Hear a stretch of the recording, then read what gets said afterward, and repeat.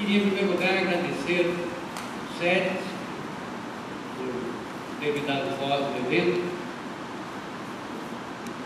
Sempre um prazer atender às demandas dos SEDES.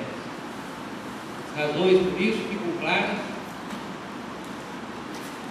pela própria prática do evento.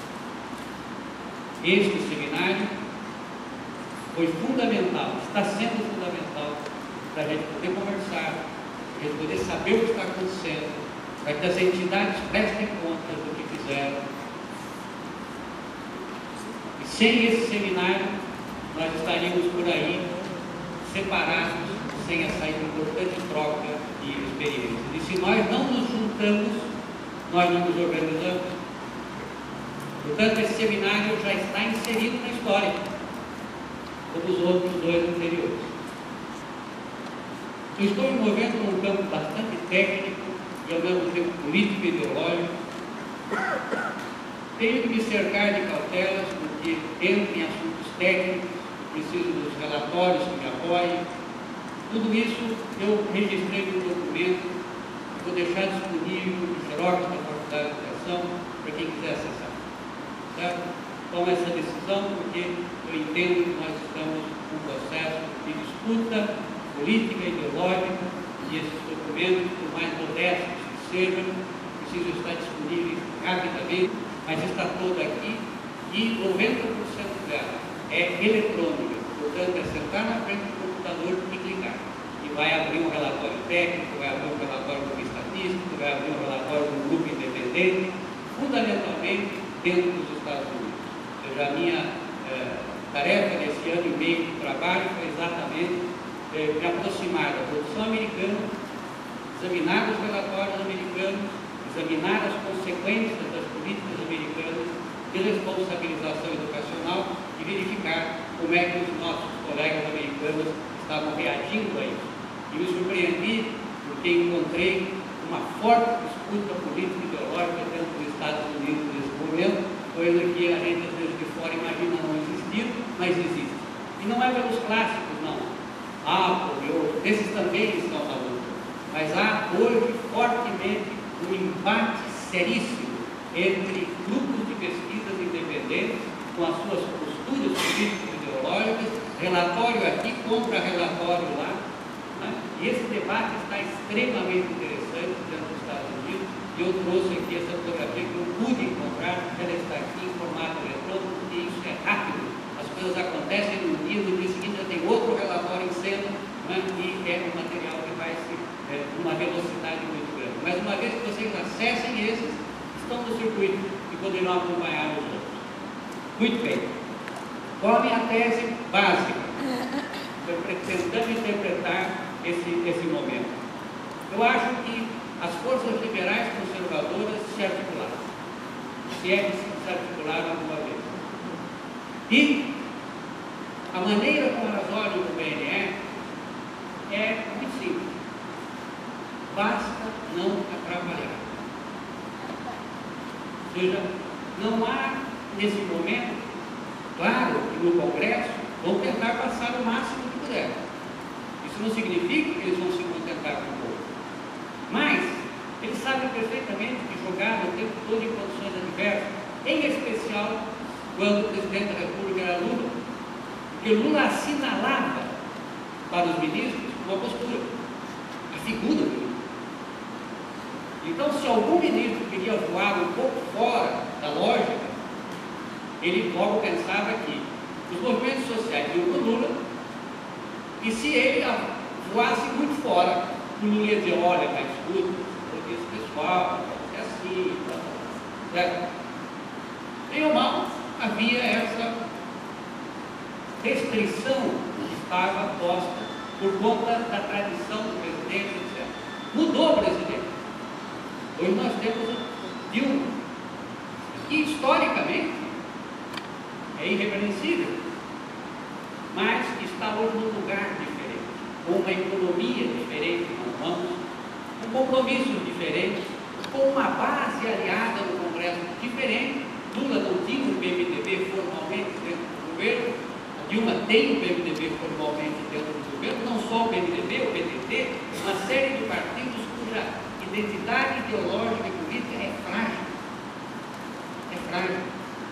ponto de vista das conexões que nós poderíamos fazer com elas. Temos de volta.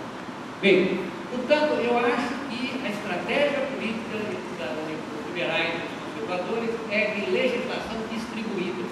Eles não vão apostar todas as fichas do PNR, mas vão, obviamente, tentar ganhar o máximo que puder. Mas eles vão apostar na legislação de Estado.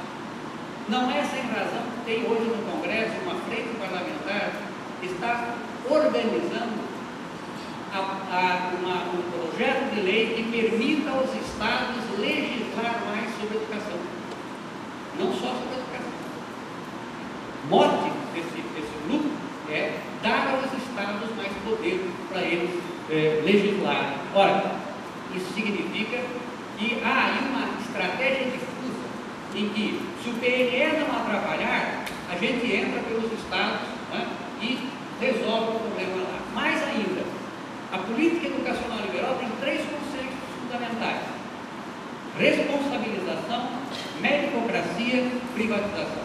São esses 3 componentes que definem a política liberal conservadora. Ora, estes 3 elementos não precisam ser tratados no PNR.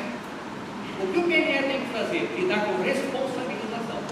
Meritocracia e privatização se faz a partir dos estados e dos municípios. Se o PNR não atrapalhar. E como é que faz com o PNR não atrapalhar? Desidrata conceitualmente o PNR. Se você apresenta um PNR desidratado de conceitos, você pode interpretá-lo como quiser, 20 metas abstratas que eu interpreto como quero, mas 175 estratégias, as estratégias são móveis. Eu posso tê-las hoje, amanhã mais uma, depois 10, eu posso tirar uma por outra. Elas são meras referências operacionais. Elas não são metas, mas as metas estão desidratadas de qualquer conteúdo político e ideológico mais definido. Não é sem razão, portanto, que as representantes e condutoras hoje da política liberal educacional no Brasil, vale dizer, Movimento Todos pela Educação e parceiros da educação, apoiam o projeto do PNE do governo e querem que ele seja aprovado como está. Não é sem razão. Eles entenderam claramente o que está ali. Aquilo é um paraíso para que você interprete como quiser e faça o que quiser em termos daquilo. E a responsabilização está posta lá. Uma vez posta a responsabilização, os estados trabalharão ao nível da meritocracia e ao nível da privatização. Eu acho que essa lógica pode ser falha da minha parte, mas é o que eu consigo entender hoje desse campo da política educacional liberal. Bom, isso começou há muito tempo.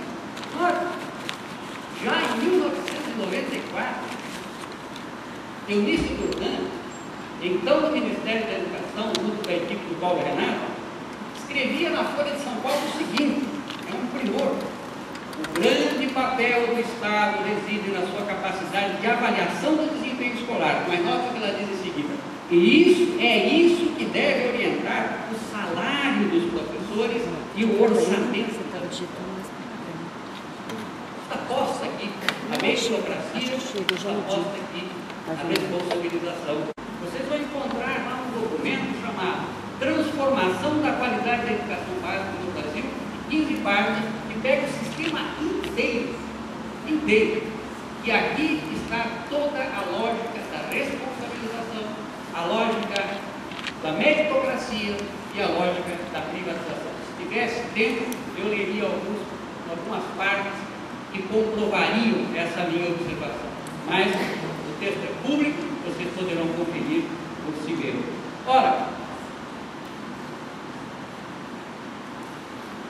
acredito que, se não houvessem 2 governos Lula, isso teria caminhado muito mais rapidamente. Ante esse impasse, a estratégia é distribuída e, portanto, ela vai pegar do município, do Estado, e o que importa é que não haja nenhuma coisa atrapalhando. Essa movimentação toda de ONGs, de movimentos, etc. Entrem no site do movimento Todos pela Educação e vão lá. Quem somos, com quem estamos? E vocês vão ver ali desfilar todas as grandes corporações empresariais, financeiras do país, ali financiando aquele movimento. Ora, é legítimo, nada contra, mas isso revela um extrato político ideológico que nós não podemos desconhecer. Certo? Sim. Isso copia o quê? Bom, se você vai para a história americana, como se organizou isso dentro dos Estados Unidos, você vai encontrar lá o relato, por exemplo, de Emerson, dizendo o seguinte, eu vou ler: os CEOs são os diretores executivos das grandes empresas americanas, assim que se chamam, né? Diretor executivo. Os CEOs do Business Roundtable, que foi um instrumento, tipo movimentos todos pela educação lá nos Estados Unidos, concordaram em que cada legislatura estadual necessitaria aprovar uma legislação que impusesse uma educação baseada em resultados, com expectativas elevadas para todas as crianças, recompensas e sanções para escolas individuais e maior decisão baseada na própria escola, e alinhar o desenvolvimento do quadro pessoal com esses itens de ação. Em 1995, o Business Roundtable refinou sua agenda em 9 componentes essenciais, sendo os 4 primeiros padrões estaduais, testes estaduais, sanções, transformação dos programas de formação de professores.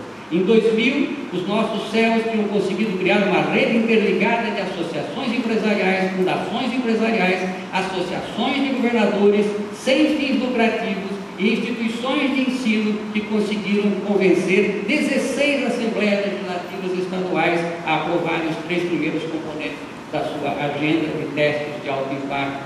E aí ela cita todas essas agências que estavam envolvidas nesse processo. Ora,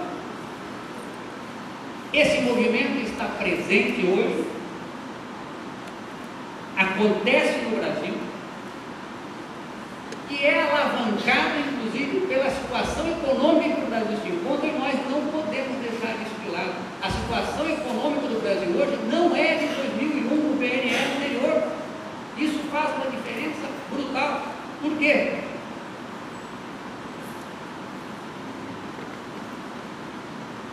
Guido Mantega, há 2 dias atrás, dizia o seguinte: o Brasil é hoje um país de 4,5% a 5% de crescimento. 7,5% foi exceção. Vinha de um ano zero. O Brasil ainda não tem condições de crescer a 7,5%. Ele terá, porque você tem pontos de estrangulamento. Se continuar crescendo exageradamente, tem falta de mão de obra, de infraestrutura. Essa é a realidade. Um país que hoje é emergente, grau de investimento, sem infraestrutura, com uma pesada miséria do lado, que põe em risco, portanto, o investimento, e precisa ser eliminado. Estão falando de um conceito de R$140, e para ser miserável nesse país, basta ganhar só R$140. Não. Temos que ter uma infraestrutura, está aí o PAC. Falta o quê? O terceiro componente, uma pesada reforma educacional.